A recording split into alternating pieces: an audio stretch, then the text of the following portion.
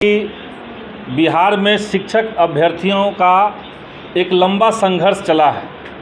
पिछले 4 सालों से शिक्षक अभ्यर्थी जो थे वो 7वें चरण की बहाली का इंतज़ार कर रहे थे और इस बीच में सरकार ने कई बार तारीखें दी, कई बार विधानसभा के अंदर तारीखें दी गई, सचिवालय शिक्षा विभाग से कई बार तारीख दी गई, लेकिन हर बार लोगों को सिर्फ आश्वासन, खुला आश्वासन ही मिलता रहा।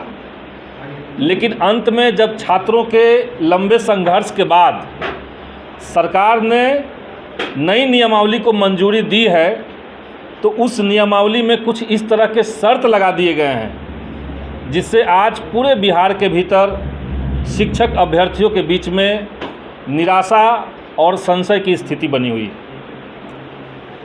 और इसी बीच में माननीय मुख्यमंत्री महोदय ने पटना में आकर के ये भी कहा कि इस नियमावली में जो परीक्षा लेने का प्रावधान किया गया है उसमें 7 महागठबंधन की जो पार्टियां हैं उनसे सहमति ली गई है।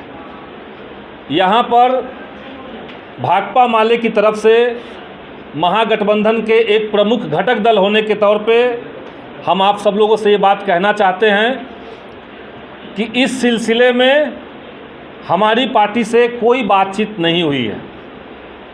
महागठबंधन के भीतर एक संयोजन समिति बने जो आने वाले समय में नीतियों के निर्धारण में मिल बैठ करके कुछ तय करे, ये हम लोग लंबे समय से मांग कर रहे हैं। इसके बावजूद ये अभी तक नहीं हुआ है। और इतने महत्वपूर्ण सवाल पे जिस पे बिहार के भीतर करोड़ों छात्रों का भविष्य जुड़ा हुआ है, लाखों शिक्षक अभ्यर्थियों का भविष्य जुड़ा हुआ है, उस मुद्दे पर बगैर कोई बातचीत करके एकदम लास्ट मिनट में नियमावली के भीतर ये प्रावधान किया गया है कि सबको दोबारा से बीपीएससी की परीक्षा देनी होगी। अब जब नियमावली का शुरुआती ड्राफ्ट बना, आप सब लोग जानते हैं कि विधानसभा के भीतर हम लोगों ने जब कई बार इस मुद्दे को उठाया तो सरकार ने ये कहा कि जब नियमावली बनेगी तो आप लोगों से राय मशविरा लिया जाएगा। और सच बात है कि राय मशविरा हम लोगों से लिया गया, नियमावली के ड्राफ्ट दिखाए गए और उसमें हमने कुछ महत्वपूर्ण सुझाव और संशोधन लिख करके सरकार को दिया। उसमें हमारी पहली मांग थी कि जो भी शिक्षकों का नियोजन आप कर रहे हैं या आने वाले समय में करेंगे या जो पहले से नियोजित शिक्षक हैं, इन सबको सम्मानजनक वेतनमान वाला राज्यकर्मी का दर्जा सरकार को देना चाहिए। ये पहली मांग हमारी थी। इसके अलावा डोमिसाइल लागू हो, ये हमने मांग उठाई। ऑनलाइन और सेंट्रलाइज तरीके से बहाली प्रक्रिया पूरी की जाए, ये मांग उठाई। और नियोजन इकाइयों का जो मकरजाल बिहार के भीतर 9000 से ज़्यादा बिछा हुआ है, उसको सॉर्ट आउट करके एक रास्ता बनाइए। और साथ ही साथ जो 2020 की सेवा शर्त नियमावली थी उसमें जो प्रावधान किया गया था नियोजित शिक्षकों के स्थानांतरण का, उसका रास्ता आप क्लियर कीजिए। ये प्रमुख मांग हम लोगों ने सरकार को लिखित में दिया। और कुछ दिनों बाद जब फीडबैक लेने हम वहाँ पहुँचे तो हमें इत्तला की गई कि आपकी सारी मांगें मान ली गई है। तो हमें यकीन नहीं था कि राज्यकर्मी वाला भी मांग शायद सरकार ने मान लिया होगा। लेकिन जब बाद में ये पता चला, जब नई नियमावली खुल करके सामने आई, तो ये शुरुआत में तो हमें अच्छा लगा कि नई नियमावली में राज्यकर्मी का दर्जा शिक्षकों को दिया गया है। शिक्षा व्यवस्था के भीतर जब तक शिक्षकों का सम्मान नहीं होगा तब तक शिक्षा में बेहतरीन क्वालिटी की आप उम्मीद नहीं कर सकते हैं। इसीलिए उनको राज्यकर्मी का दर्जा दिया जाए, ये हम लोगों की प्रमुख मांग थी। और जब हमें लगा कि नियमावली में इस मांग को मान लिया गया है तो हमें लगा कि बढ़िया कदम हुआ। लेकिन जब उसका ड्राफ्ट सामने हमारे आया और हमने पूरी ड्राफ्ट पढ़ी, तब ये बहुत खुल करके हमें समझ में आया कि इसमें बहुत एक अद्भुत तरीके का कंडीशन सरकार ने लगा दिया है। और वो कंडीशन था कि पुराने शिक्षक जो बिहार में नियोजित हैं उन सबको बीपीएससी की परीक्षा देनी होगी, तभी वो राज्यकर्मी बन पाएंगे। इसके साथ साथ 4 साल से जो छात्र नई बहाली के 7वें चरण की बहाली के इंतज़ार में हैं, उन छात्रों को भी परीक्षा देने के लिए बाध्य किया जा रहा है। और इसमें कई तरह के संशय सामने आ गए।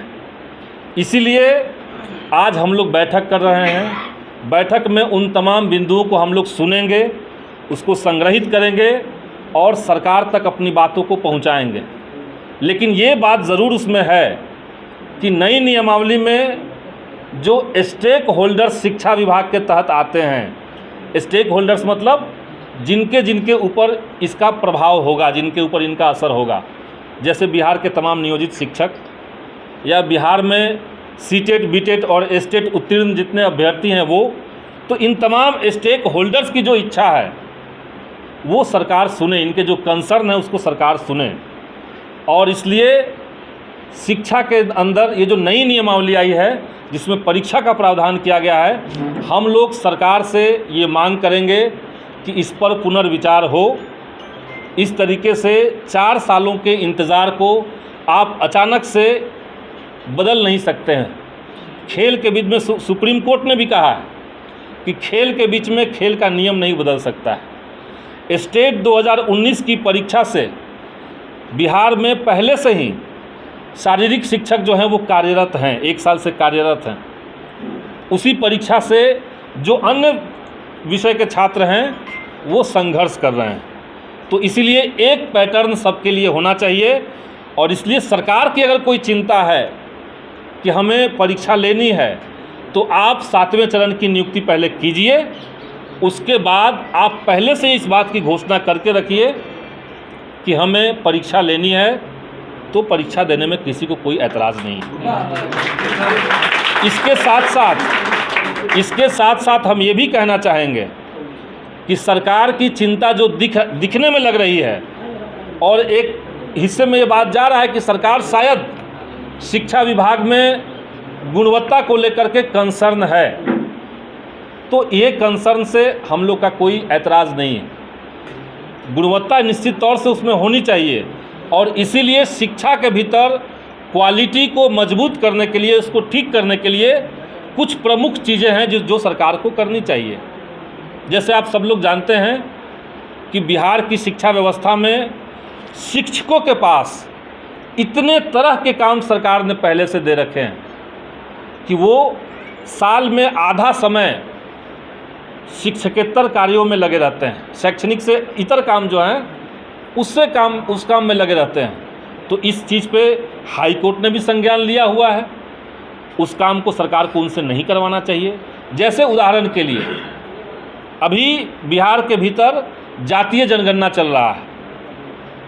हाई कोर्ट ने पहले ही कहा है कि इस तरह के कार्य शिक्षकों से न लिया जाए, और इसके लिए पहले से ही सरकार ने एक बहाली कर रखी थी सांख्यिकी स्वयंसेवक संघ की।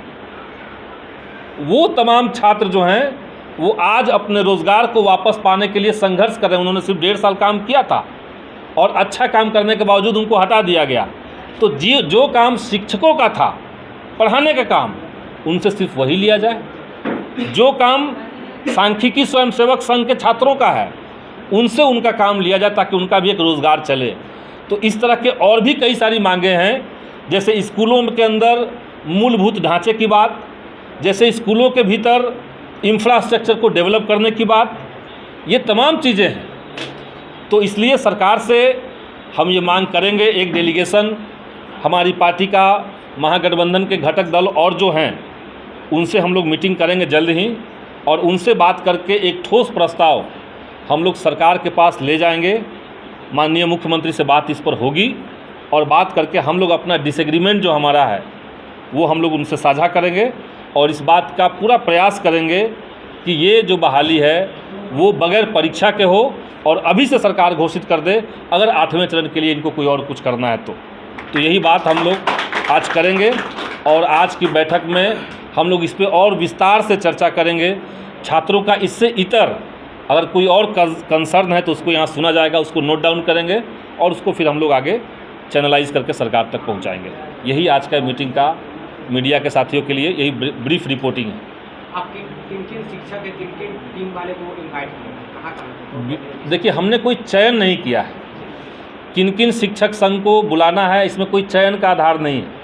जितने भी शिक्षक संघ हैं बिहार के अंदर, नियोजित शिक्षक संघ, जिनका कॉन्टैक्ट का नंबर हमें जुगाड़ हो पाया, जिनका हम कहीं से तलाश सके, उन तमाम लोगों को बुलाया गया है।